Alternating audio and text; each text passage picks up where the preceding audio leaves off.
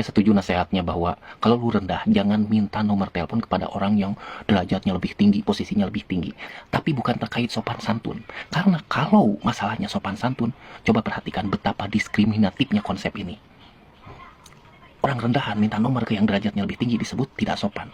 Dan kalau yang derajatnya tinggi ini tidak mau ngasih nomor, ya dia nggak apa-apa, tidak melanggar sopan santun. Tapi coba kalau dibalik, orang yang derajatnya lebih tinggi minta nomor ke orang yang di bawahnya keset, dia tidak melanggar sopan santun. Tapi kalau si keset ini menolak ngasih nomor, justru dia yang melanggar sopan santun.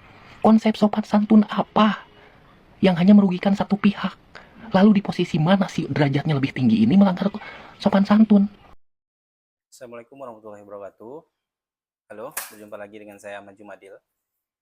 Video barusan adalah tentang komentar seorang komika asal Bandung terhadap video Helmi Yahya yang mengatakan bahwa tidak sopan bagi orang biasa meminta nomor telepon orang penting. Komika tersebut menyoroti seakan-akan Helmi sedang membeda-bedakan manusia berdasarkan status sosial. Tapi, apakah benar demikian adanya? Apakah Helmi Yahya salah bicara atau sang komika yang justru salah paham mengenai apa yang dibicarakan? Kalau kita lihat baik-baik dalam video, tampak Helmi Yahya sedang berbicara kepada audiens. Helmi berdiri dan audiens duduk menyimak latar yang terlihat jelas seperti sebuah seminar. Dan tentu saja, sebagai seorang pebisnis dan motivator, Helmi memang sering mengisi seminar yang berhubungan dengan bisnis dan motivasi. Coba kita simak lagi secara utuh. Tampak jelas bahwa konteks yang dibahas Helmi adalah tentang etika membangun relasi dalam jaringan profesional.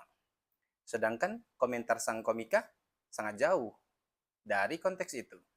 Nah, disinilah letak masalah komunikasi publik di era media sosial. Konteks sering dipotong, isi dipelintir, lalu makna menjadi kabur. Helmi sedang menjelaskan etika networking.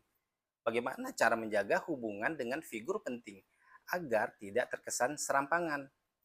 Tetapi, komentar komika justru menggeser isu ke arah kesenjangan orang penting versus orang biasa. Fenomena ini memperlihatkan bahwa tanpa konteks, pesan bisa disalahartikan, bahkan oleh figur publik yang terbiasa mengolah kata. Selain itu, ada beberapa hal penting yang bisa kita pelajari dari fenomena ini. 1. Konteks collapse. Nah, media sosial menciptakan runtuhnya konteks.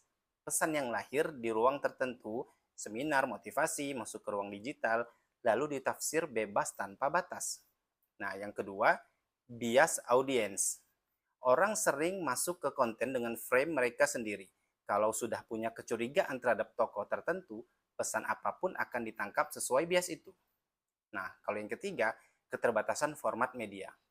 Potongan video singkat, Reels, TikTok, Short, memang rawan menghilangkan nuansa pesan yang kompleks. Jadi terlihat hitam putih. 4. Motif engagement, ada kemungkinan komika itu sengaja bikin tafsir menyimpang. Demi atensi, karena di ekosistem media sosial, kontroversi itu sama dengan interaksi. Yang kelima, etika dalam mengomentari. Beda pendapat itu wajar, tapi kalau komentarnya meleset dari konteks, jatuhnya malah misleading. Nah, yang keenam, fenomena framing publik. Begitu komentar komika dilontarkan, sebagian netizen langsung percaya, tanpa cek konteks asli. Framing sekunder, komentar bisa lebih kuat daripada pesan primer dari Helmi Yahya. Jadi, kasus ini sebenarnya tidak sederhana. Ia memperlihatkan cara kerja komunikasi publik di era digital. Pesan dipotong, ditafsir sesuai dengan bias, digoreng untuk engagement atau di-framing ulang, lalu menjadi kebenaran baru di mata audiens. Nah, hal ini seharusnya jadi pengingat buat kita semua, kalau ingin mengomentari sesuatu, pahami dulu konteksnya. Kalau tidak, yang lahir bukan diskusi sehat, melainkan salah paham, yang memperkeruh percakapan publik dalam media sosial. Oke, sekian dulu video edukasi kita kali ini.